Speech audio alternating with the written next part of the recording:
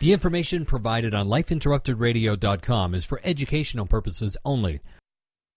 Welcome, everyone, to the Autoimmune Hour. I'm Sharon Saylor from SharonSaylor.com, and as always, it's my pleasure to be with you here on another episode.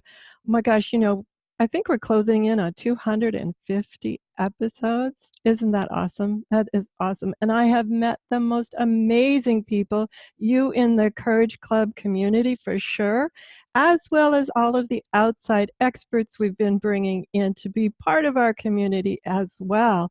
And tonight, I have what I call like sort of the triple whammy of guests because she's going to share so much with us. And let me give you her bio really quick because I want to have plenty of time to find out all about all of the amazing insights she's going to share with us tonight. So here's her bio. And her name is Shari Alyse. And she was motivated by her own journey through childhood sexual abuse and other childhood traumas. She spent her life learning how to live herself fully and completely. And today she helps women and men discover their joy by reconnecting back to their selves through the practice of self-love. We're going to talk about self-love because Sherri is the best-selling author of the wonderful new book called Love Yourself Happy. She's a motivational speaker, self-love coach, and hosts the weekly radio and online TV show called The J Spot. She is also the co-founder of the Wellness Universe, a community of holistic practitioners, coaches, and thought leaders whose focus is to create happy, healthy, and whole people. And I like to say, even this isn't here, this is Sharon speaking, because I'm a member of the Wellness Universe and just love it. And I like to say, happy, healthy, and whole people and planet. That's what I'm going to add there. The Wellness Universe is a bridge that connects wellness resources to those who are seeking wellness. So welcome, Sherri. Thanks for being on the show. Thank you so much, Sharon, for having me. It's a pleasure to be here with you and your listeners. Oh, that's awesome. And congratulations on the just skyrocketing success of your new book. That is just amazing. It is. Thank you so much. I still get goosebumps thinking about it because, it's the lifelong work, the lifelong journey just, spilled out in ink. So it's very exciting. Yes, it is. When I wrote my book, there's this whole thing about how much do I share? What do I share? And I appreciate your book. It's very authentic. I think that's the word I want to say, revealing and authentic. And you can tell somebody who's been there. They're just not a talking head. It's someone who's been down in the trenches and found their way out. Thank you. Yeah, it was really important for me to share the real and the raw because I really feel like it's up to us, people who put themselves out there as inspirational thought leaders or coaches, people who are really guiding those to really be authentic and let people know the real journey, because I think we do people a disservice when we act like everything is positive all the time and there's no problems and, life is perfect. And so I think it's important for us to show the journey so then it allows people to see that they can make it through as well. Oh, absolutely. And so tell us a little bit about why you decided to write Love Yourself Happy. Well, actually back in 2013, I had this major heartbreak and I did the whole Elizabeth Gilbert thing, Eat, Pray, Love. And I took off to Italy for 3 months by myself to move through this. And I had this idea that I was going to write this book and, it was all romanticized in my head of what this summer was doing.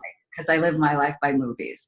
And so that was where the book idea first came, except it wasn't anything like Love Yourself Happy. It ended up being all about my everyday journal of moving through this heartbreak and all the things that I was discovering about myself. And so I started writing these daily journals there and I was like, I can't seem to write. I don't understand. And people were like, you are writing. It's just in a different form. And so 6 years later, I finally finished Love Yourself Happy. And what it ended up morphing into was sharing my entire life stories, highlights of them, and really the reconnection back to myself, because that's what I discovered in Italy. I finally went to this place within, through our lives, we're always busy and we're always distracting and we're always, we show up for people the ways that people expect us to. And when you're thrown in a situation like in Italy, I chose this tiny village where nobody spoke English. Oh my gosh. Yeah. So it wasn't metropolitan at all, like it wasn't Florence at first. And so I had to spend a lot of time with myself. And in that spending a lot of time with myself, I discovered a lot of what I didn't know about myself, my likes, my dislikes, who I really was, not just showing up as everyone expected me to. And I found myself. And I know that can sound cheesy, to some, like, you find yourself, but I really came face to face with myself. And that whole beautiful moments of that and that whole journey, I just felt like I needed to share that, because I finally understood what most of us don't do. And that is come face to face with our truths, with ourselves, because we're so busy with everything else. And so that's kind of how Love Yourself Happy really was born. And it's beautiful. And one of the things I wanted to talk about is this idea of so busy with everything else that we put in this urgent category, but I find oftentimes it's just a distraction, that we can't even find 15 minutes in a day to sit quietly with ourselves, and we're just too busy making everything else important. What are some tips you have for people to be able to, okay, whoa, categorize, is this really as important as reconnecting with the depths of my soul? Well, I think that just really first just stems from people are afraid to get quiet, because in that quiet and in that stillness is pain. It's unhealed stuff. And so it's a lot easier for us to distract. And there are people say, like, oh, healthy distractions, like working out 4 times a day. Like, well, working out is healthy, but if you're doing that all the time to distract from that silence, within, it's not always so healthy. And so it's first, I would say, coming to the understanding that when you get silent and when you get still and you prioritize that time, as you're saying, that whatever comes up, you're going to be okay. Because what usually comes up is stuff that you haven't dealt with, but it's stuff that's already happened. And so it's not like you're experiencing it again, you're just reliving it, but then you have the opportunity to heal it. And so the first tip I would say is be okay with what comes up, because then it'll make it easier for you to spend that time with yourself, to prioritize that. And my number one thing that I do literally every morning to get that connection right off the bat, because otherwise I'm up and out for the day and there is no time, is that as soon as I wake up, open my eyes, I put my hands on my heart. Ooh. And this practice alone of feeling my heartbeat under my hands connects me immediately to myself, to what I believe God, source, universe, and just the present moment. So I think that's a beautiful practice for everyone to try, because everybody has time for that. Yes, and it's very simple and easy to remember as well.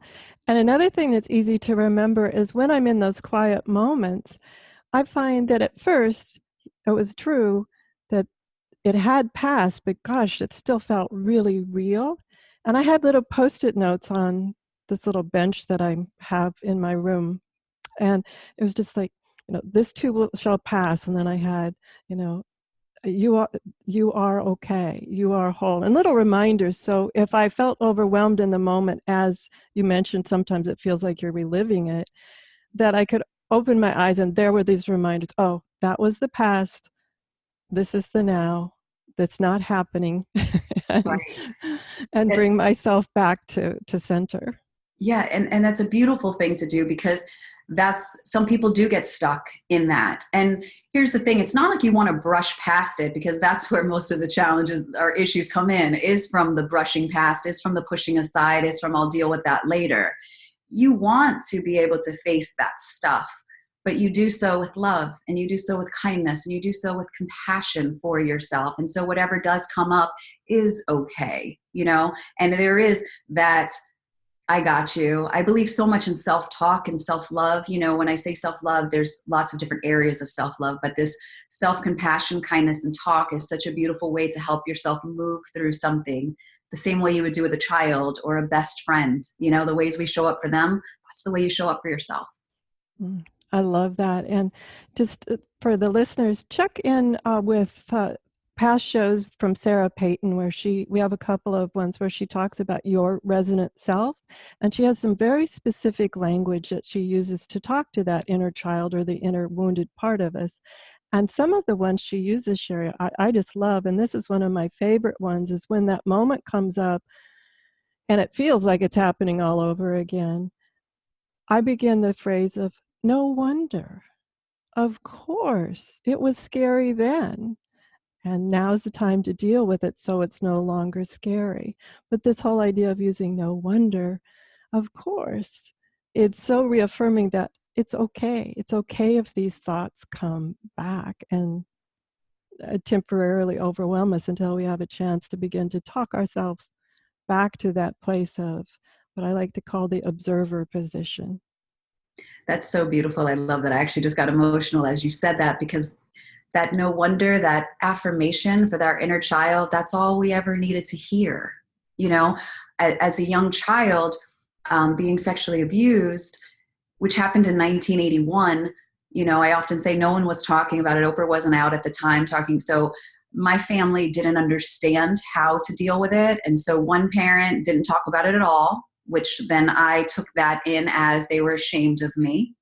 And then the other parent was just trying to teach me life lessons so it wouldn't happen again. And so trying to share with me or teach me not to be naive and all that. And so then I heard that as being blamed. And so nobody sat with me as a child and said, you know, I'm so sorry that happened to you, or, you know, I wish, or I understand why you feel this way. So I never received that. And it wasn't until years later, actually a few years ago, where I realized that all that little girl needed, all I needed was a hug. That was it. I just needed someone to hug me. So this idea that you're talking about, her saying no wonder, it's so powerful, because the little children in us just need that. We need that, you know, confirmation, that affirmation that everything we're feeling and everything we're experiencing, everything we've gone through is okay. That's beautiful. And you're right. A lot of us are of that generation where it wasn't talked about, or if it was talked about in very unusual ways. And pointing out, I so appreciate that you point out how someone can come with good intention, ill-informed perhaps, but good intention, and that the other party hears it completely differently and begins to create all of these internal stories that tend to build upon themselves. It's just amazing to me. And what I find fascinating now, living decades here as I have, is that we can work with something. I've been through different types of therapies and connections and work and things like that, and thought I had dealt with it. And then all of a sudden, it pops up in some other little way, or a trigger or something.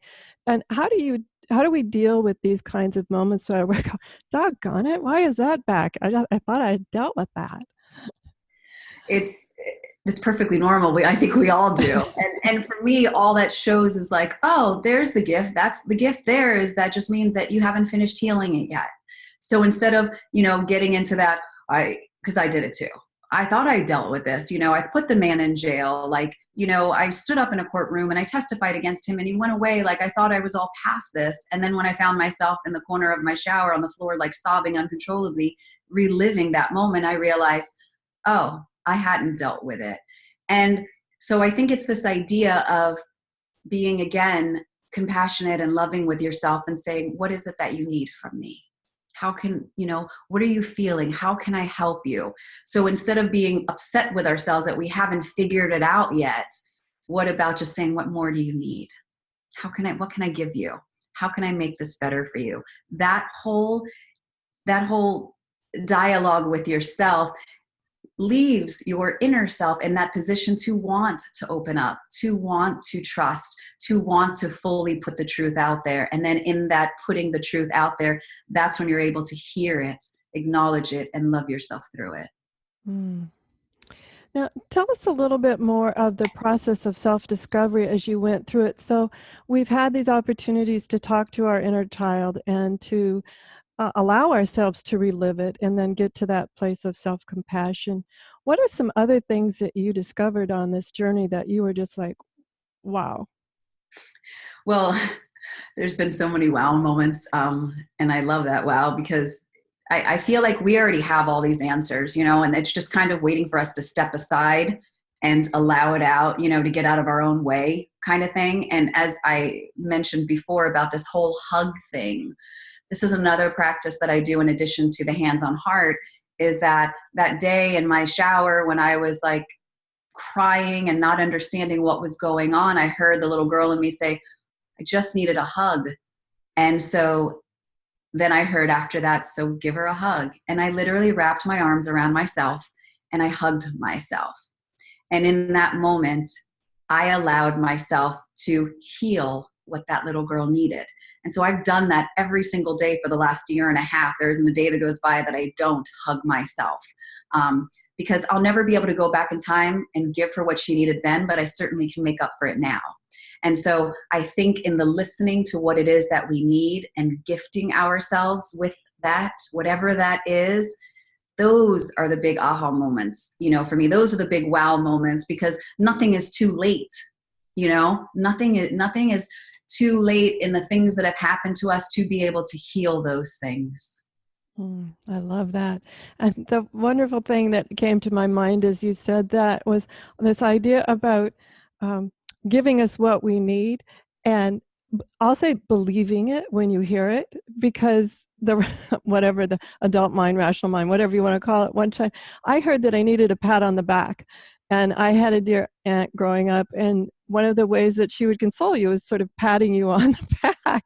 And so I was like, what is that about, a pat on the back? But I did. I reached over, and wasn't quite like my aunt, but it was so soothing. And so it taught me, don't question it if just like a pat on the back. And so I love it. And you're so right. It is about trusting what comes up. So often we're like, oh, that's stupid, or that's dumb, or what are you talking about, and judging ourselves, instead of realizing that we're always being guided. We're always being shown what we need. It's just, are we, number one, listening? And then number two, are we willing to give ourselves what comes up? So good on you for patting yourself on the back. I love that. I still do every so often, especially, if it's sometime. And the other one that I was always sort of chided for as being arrogant or self-centered as a child was what I called a fist pump. I still do it, but I used to go, yes! I love that, but that's so playful and fun and like excited for yourself. That's how I see that. And I didn't do it for years. And then one time I had a very successful day-long workshop at a corporate event. And I know you'll know this, Sherri, and I'm sure many of our community was, but there are times you just know you nailed it. Mm-hmm. Yeah. And you're celebrating it. I walked off the stage, and hopefully not too many people saw it, but I walked off the stage where I didn't think a lot of people saw it. And I did that. And it was so wonderful and so freeing and affirming that you did well, girl. Yeah, exactly. And we should, I don't know why there's this stigma about, patting ourselves on the back or celebrating ourselves is like, if it's arrogant, as you said, or cocky or whatever it is. Like, if we're not celebrating our achievements and giving ourselves a credit, why would anyone else, or who cares about, here's the thing. There's a part of my book where I write, because it stands out to me so predominantly. I remember looking for my validation through everybody else. It's what started me on the acting road many years ago to being an actor, that external, yay, Sherri, you're great, and then it morphed into other things, and just always looking for my worth in what other people said. And then I remember one day specifically scrolling through, I think it was probably Facebook, and people were saying how wonderful I was. You inspire me so much, and you're so this, all of these beautiful sentiments. And I remember sitting there and just feeling complete numbness. Just reading words, scrolling and reading words, and it meaning nothing to me. And I remember, number one, being freaked out by that. What's wrong with me? Have I gone cold? Am I a robot? And then the second thing I remember was feeling free, that there was some shift, that maybe it wasn't about everybody else, because here was everything that I thought I needed, and I felt nothing. And that's when I had the discovery that nobody else was ever going to give me what I needed, what I could only feel for myself. And that was my own self-love. And so that was something that set me on that journey. Oh, you got to figure this crap out for yourself. You got to do this. This is not about anybody else, Sherri. Yes, and we need to take a quick commercial break, and we'll let it sit here as we're figuring out our own crap.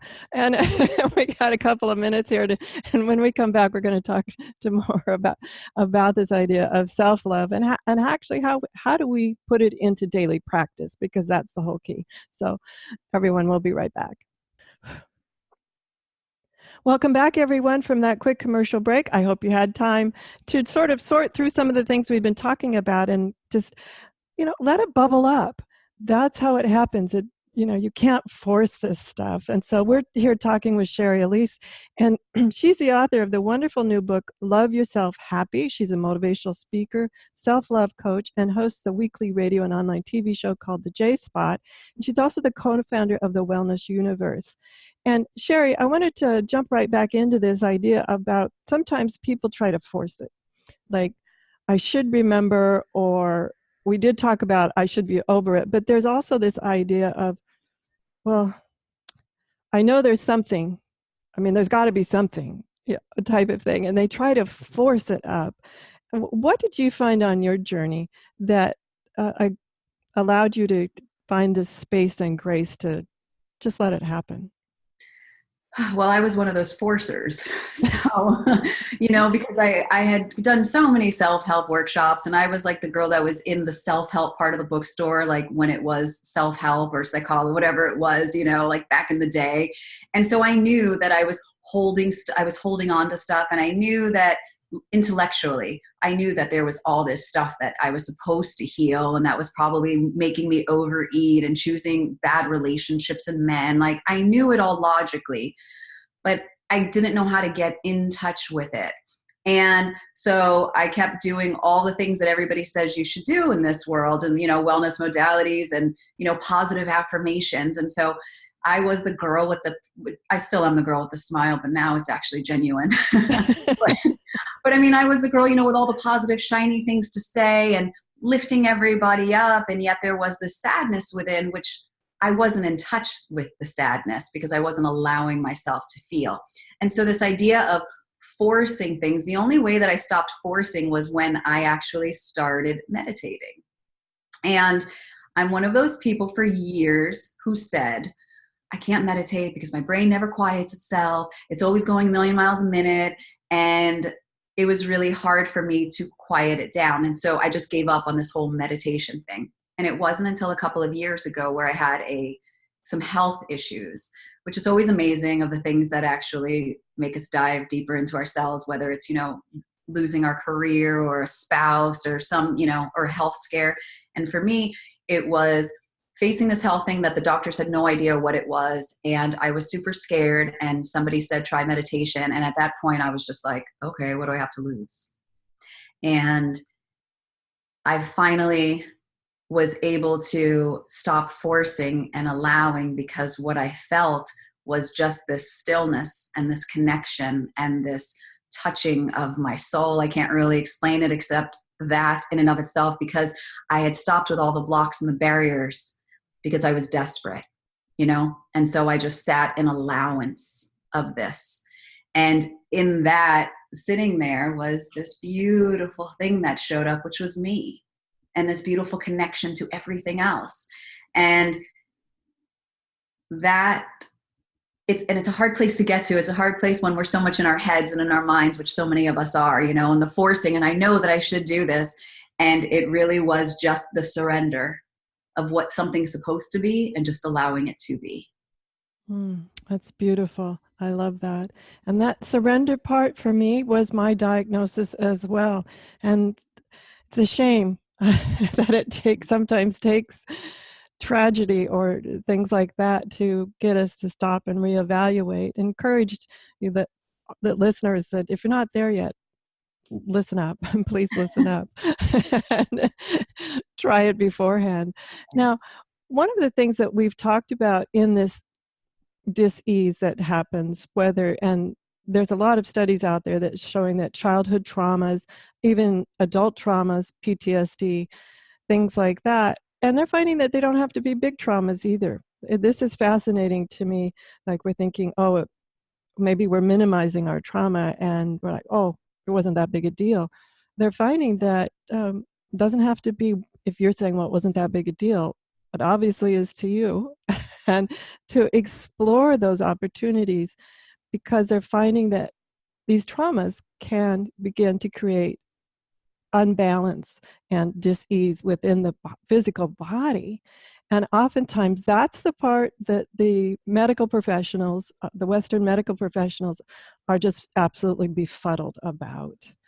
what are some ways that you found when you had this dis-ease in your body and this physical manifestations that people are like, oh, maybe she needs therapy, or, it's all in her head, or she's a hypochondriac, or she's just trying to get what are some other things I've heard? Just trying to get attention, or all these things that people label us with. What are some things that you found you could explore? Well, what was interesting with that is, the doctors couldn't find an answer for me. Everything was guessing, and let's do some exploratory work. Let's do exploratory surgery. And every time we came out of something, it was like, well, we didn't see anything, but we tried this. Well, we didn't see anything. And what ended up happening, like I said, is that I started this meditation, and 3 months later, my physical pain had gone away. And so I had gone back. It was actually at the time I was seeing a gastroenterologist, and he was like asking me about my symptoms, and I said, I haven't had any. And so he said, what have you been doing? And I told him that I was meditating. And of course I felt crazy because I didn't know what he was going to say to me. And there was just this look on his face, and he was like, really? And I was like, what kind of meditation do you do? And I said, no, I just get quiet and still, and I take nature walks, and in that, and he just looked at me and he says, well, just keep doing what you're doing. And I followed up with him 3 months after that, and he told me that he began meditating. Oh my gosh, that is so awesome. That's so opposite my story. My gosh, I was told when I was labeled remission, which I could have told him 3 years prior to that label, but whatever. And they said, this is amazing. We never expected this, and blah, blah, blah. What have you been doing? So I listed just 5 simple things I'd been doing. And what disappointed me was there was no interest in sharing that with other people that they were seeing. It was just like, oh, great, keep doing it. But you could tell there was no interest in sharing these simple things. Now, meditation sounds simple. It takes some practice. But it is not difficult to do, and it certainly isn't like surgery. It's not assaulting you in any way like a surgery does. And it's so disappointing to me that oftentimes these simple things that can have pretty amazing benefits are discounted by our medical professionals that we have placed trust in. Well, unfortunately, we know it's because then they would have no more business.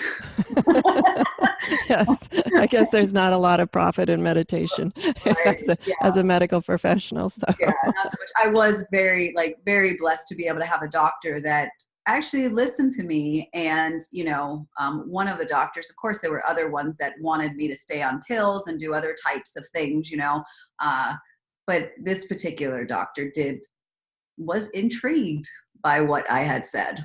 So awesome. It's always the one in the bunch, maybe, I guess. Well, that's all it takes for me. You have a wonderful community called the Wellness Universe. It just takes one person to plant the seed to begin to build a movement of change and understanding that wellness is more than just the physical body. And that's one of the things that I want to get across, is that wellness is a complete emotional, spiritual, mental, physical, the entire being, whatever that is, however you describe that for yourself, is what it is. Let's take a little bit, and I wanted to diverge a little bit and talk about some of the other things that you have found that other people do besides meditation, that they're able to come in touch with themselves. Do you have any other tips about ways that people, besides meditation, that people have gotten in touch with themselves? Well, I think I know plenty of people that actually journal, which is a beautiful practice because it gets you out of your head. And there's different ways to do it. I used to do it, but I would, in the beginning, be very much in my head because I would try to be the writer and, write this beautiful journal. And I had someone that was like, just write from the moment you wake up when you're not thinking, and just put your thoughts down. And what I ended up finding, and my clients end up finding, is that in that free flow, in that non-judgment, a lot of your stuff does come up. And when you read back, you're like, look at that. And you often find yourself resolving a lot of the stuff, the feelings that you were initially feeling, you end up writing them out. So for a lot of people, I know journaling works.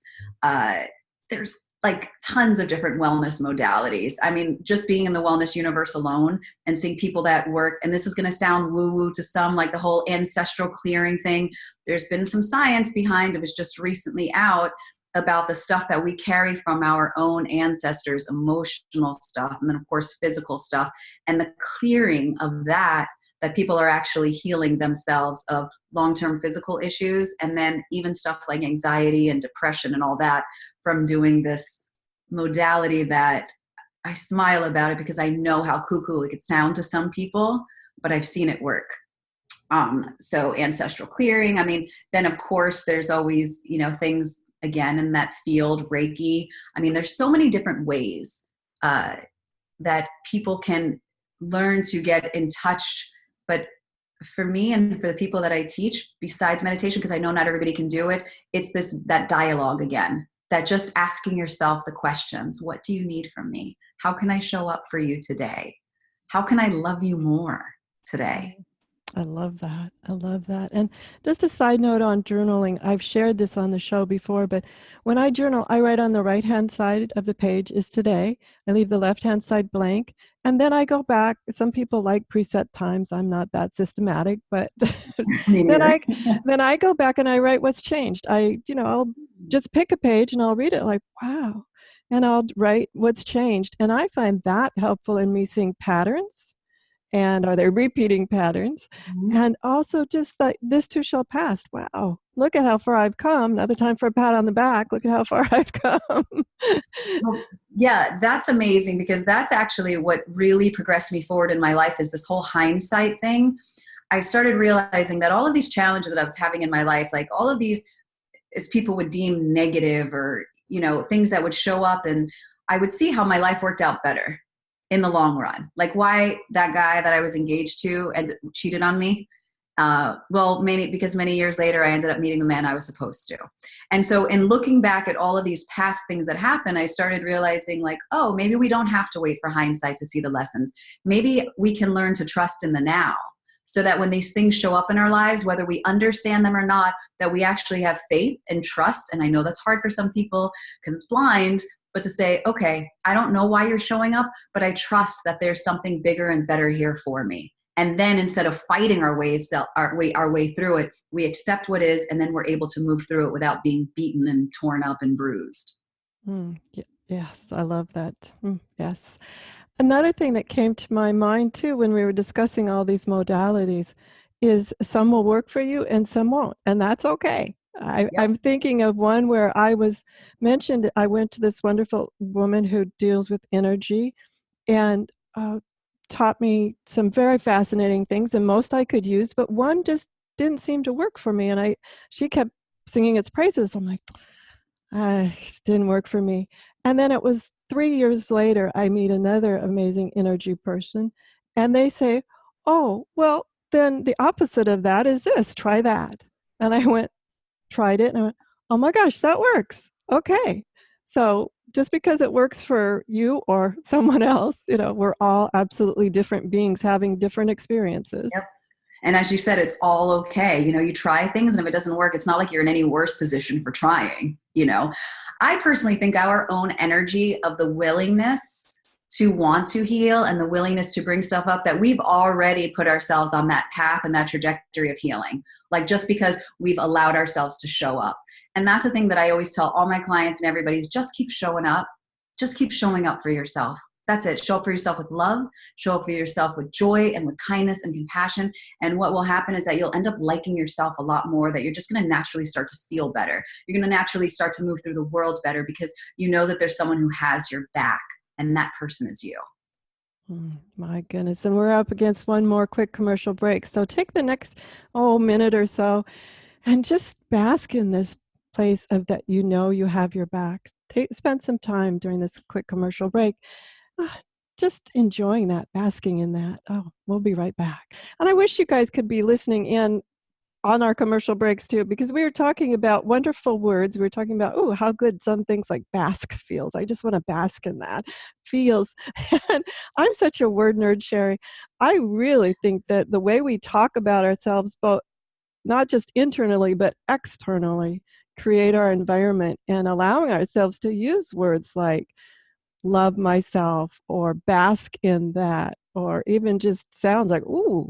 Yeah, I mean, as soon as you said it, I was like, melting into my chair a little bit. And I was like, I do want to bask in that. You are right. Like, I mean, it's an energetic thing with the right words. And sometimes it's funny words that trigger me to think about those things, like savor the moment. I'm like, oh yeah.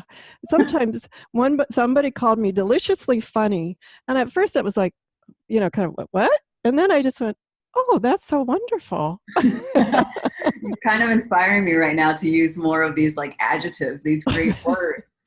Yeah, I love that. Yeah, even when they might not make sense, I'm like, deliciously funny. But there was something about it first made me perk up and listen to it, which was awesome. But also then I went, yeah, wow, that's great. I like the word delicious. It doesn't just apply to food. It can apply to events and people and things, and it can apply to anything. Wonderful. Wow. Yeah. Oh, let's circle back. And are there any other things that you've wanted to share that we haven't touched on? Like, there's always so much to share and talk about. I think what's important really for everybody to understand, because this was a really tough lesson, and something that I worked through, this whole idea, I guess, of perfectionism. Because ouch. yeah, I know. I'm a recovering perfectionist. Yeah, me too. And that's why I bring it up, because this idea that I always had to show up with the right things to say, and I always had to show up looking my best, and and it stemmed for me personally, and I find in the people that I work with, this perfectionism stems from a lot of people who had childhood trauma, or any sort of trauma, because there's this safety that needs to come with perfectionism. Like for me, what I ended up learning at a young age was that if I had made better choices, then I wouldn't have been put in that unsafe environment. And so then I spent a lot of my life trying to be perfect and make perfect choices so I wouldn't be hurt again. And the truth is that there is no perfect. And the truth is that especially in this social media world that we're always comparing ourselves to and always wanting to be like, there isn't one person out there that doesn't have something that they're challenged by, something that they wish that they didn't have to work through, or somebody that they didn't wish that they were comparing themselves to. And so the moment that you and I are able to just exhale and say, okay, I may not be perfect, which doesn't exist, but I'm exactly who I need to be at this exact moment. And my crooked smile and my quirks and my imperfections are all who I am and what I'm supposed to be. And easier said than done, sure, it's always easy, but it's much more challenging to go through life comparing yourself, and it's much more challenging to keep working to show up and to never be satisfied, because you keep trying to reach this bar that you never ever hit. And so, agreeing and allowing, going, maybe there is a different way to do this. Maybe in this, again, this surrender, maybe this might be easier. And some of the things that I think about are the moments where I have shown up where I was in that perfectionist mode and I wanted everything to be perfect. And there's that moment where you're just looking around and you're like, wow, it's just everything is imperfect. I mean, looking around, I was like, what was I thinking? Why did I spend all this extra time? And I remember years ago sort of beating myself up at that moment of where you're tried to be perfect. You show up in your mind perfect. You realize it's not going to be perfect. And you're like, and then you start doing this perfectionist routine about, why did I waste all my time trying to be perfect? I mean, sometimes it becomes this vicious cycle that we begin to then have rolling downhill until we stop and say, okay, wow. And we go into surrender. How do you define surrender? Mm-hmm. Breathing. Lots of deep breathing. Lots of deep breathing. But with all honesty, I really feel like breathing solves everything, because no matter if I'm stressed, if I'm worried, if I'm anxious, if I'm sad, by literally connecting to my breath, somehow things just seem easier. And the only way that I know how to truly surrender is to take that breath, because it reminds me that I don't have to hold it all together. I love that. And in my other world, my corporate world, I do body language work. And they'll always say, what's the number one nonverbal I have to do? I have to remember. And they're always so disappointed. You just see this letdown. And I go, breathe. Just show up and be breathing comfortably, normally, not high and rapid, which creates high fight or flight. It's interesting to me that even if you're not in fight or flight, because one of the signs of fight or flight is high and rapid breathing, yet if our body begins to high and rapid breathe and we're not in that space of fight or flight yet, it will put us there. So it's a two-way street. So if you find yourself in those moments, just let go of the belly, breathe 360, feel the ribs expand, and to take some nice deep breaths. And what I love, as I know you know, Sherri, it resets itself. The body, the mind, everything resets itself almost instantaneously. It's so surprising to me. It's amazing. And I never thought I would be one of these people, to be perfectly transparent, that's like, just breathe. Like, because to me from the outside years ago, like that's what the yogis do. And that's what all these, again, I'm going to keep saying, using the word woo woo because it gets used a lot, like people do. And the more and more of the healing that I do and the more and more work that I do, I realize, oh yeah, it is just breathing. And, as simple as that sounds, most of us don't do it. We walk around holding our breath, and, it's a miracle worker. We've been given a miracle in our bodies, and yet we often take it for granted. And once we can tap into that presence and miracle of our bodies, everything resolves itself. It does. And I'm always amazed that this is a wonderful healing machine, given the right opportunities for healing and fixing up and optimizing itself. It just amazes me what an amazing machine it is, given the right opportunities. I challenge myself sometimes if I'm having a particularly rough week or I'm having a rough morning. I challenge myself when I notice that. I go, okay. And then I set a little timer. And this sounds crazy, but I do. And I check in with myself. How often am I breathing? Because if I'm having a particularly challenging time, I notice I am one of those people that tend to hold their breath way longer than they should. And I usually find my tongue nailed to the roof of my mouth too. So it's a great observation, though. Yeah, so I stop. And at first, if I'm really in the thick of it, I set a little timer. Just, okay, that's to remind how am I breathing and reset my breathing. And sometimes you have to reset it fairly often, depending on what's happening. I have on my phone at 1:00 p.m. every day, my alarm goes off and it says connection time. And for me, that means no matter what I'm doing, that means from placing my hands on my heart, like I do in the early morning when I first wake up, and connecting back to myself, which that naturally makes me breathe. It makes me say, hello, how are you feeling? What's going on? And all of that just resets my body for me. So this idea that whether you're this kind of coach or that kind of person, that we all do things perfectly, again, with the perfectionism, we don't. Like, the only thing that some people have are the tools to be able to navigate through those harder times more than someone else, but we're all human. And so we all come across challenges, and it's just being good to ourselves and forgiving of ourselves through those. Yes. Oh my gosh, time flies. We're down to the last 7 minutes. I can't believe it as I look at the clock here.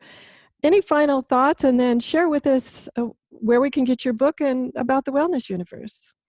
Yeah, I think I'd just like to piggyback off of what I said about this whole being good to ourselves, because that really, for me, Sharon, has been my life lesson. And I think the greatest thing that I've ever learned, and what allows me every single day to look in the mirror and say, I love you, and to mean it, is this being okay with myself no matter how I show up from day to day. So on the days that I don't make the best choices, and on the days when maybe I'm not the nicest to myself, on the days that I don't always do everything great, those are all the days that I forgive myself and I love myself through it.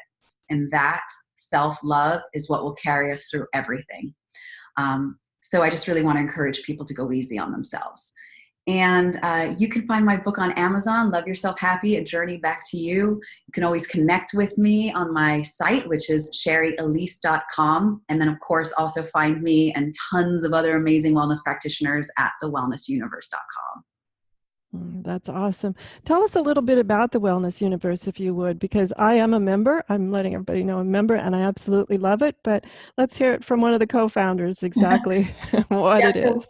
So our idea really is that, everybody, that will have this greater, more peaceful world if everybody is more at peace with themselves. And so by being able to connect the general public with all different types of wellness, from emotional wellness to physical to spiritual to, as you mentioned, the planet, environmental wellness, that there's this whole holistic, all these holistic modalities that make us individually happy, healthy, and whole. That's our goal, is to be able to give you like a one-stop shop for wellness. So, and if you're having back issues, and normally maybe you go to a chiropractor, well, maybe you go to the Wellness Universe and you look up a chiropractor, but what you find is someone who also deals with back issues who does Reiki, or, and help you with EFT tapping, or, maybe a therapist because maybe you're having emotional issues and it's actually causing your back issues. It's this whole idea of cross-pollination and a holistic way of healing. And so we're basically the bridge, which, as you mentioned earlier, between those who seek wellness and those who provide it. Very excited about our community. Oh, it's a wonderful community. It's wellnessuniverse.com. And Sherri, spell your website, because I know your last name is spelled quite uniquely. Yes, it is Shari Alyse, ShariAlyse.com. Awesome. Everyone, that's Shari Alyse. And thank you so much. She's the author of the wonderful new book called Love Yourself Happy.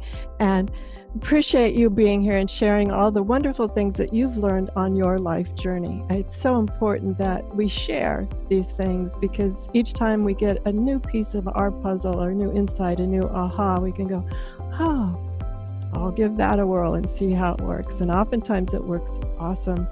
So everyone, have a great week, whatever your adventures. Join us over on Facebook at Understanding Autoimmune and Autoimmune Hour. We have 2 pages over there. Understanding Autoimmune is what I call our feel-good page, where we post lots of fascinating articles, as well as just awesome positive thoughts to keep us moving forward in our healing journey as well.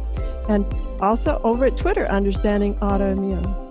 Everyone, have a great weekend. Whatever your adventures, join me next week. Enjoy. The information provided on the Autoimmune Hour, Understanding Autoimmune, and Life Interrupted Radio, including the websites understandingautoimmune.com and lifeinterruptedradio.com, plus social media, is for educational purposes only. What you read, hear, and see on the Autoimmune Hour, Understanding Autoimmune, and Life Interrupted Radio, and its websites, and other media outlets is based on experience only. The information should never be used for any legal, diagnostic, or treatment purposes. Always seek sound legal, medical, and/or professional advice regarding any problems, conditions, and any of the recommendations you see, hear, or read here on the Autoimmune Hour, Understanding Autoimmune, and Life Interrupted Radio.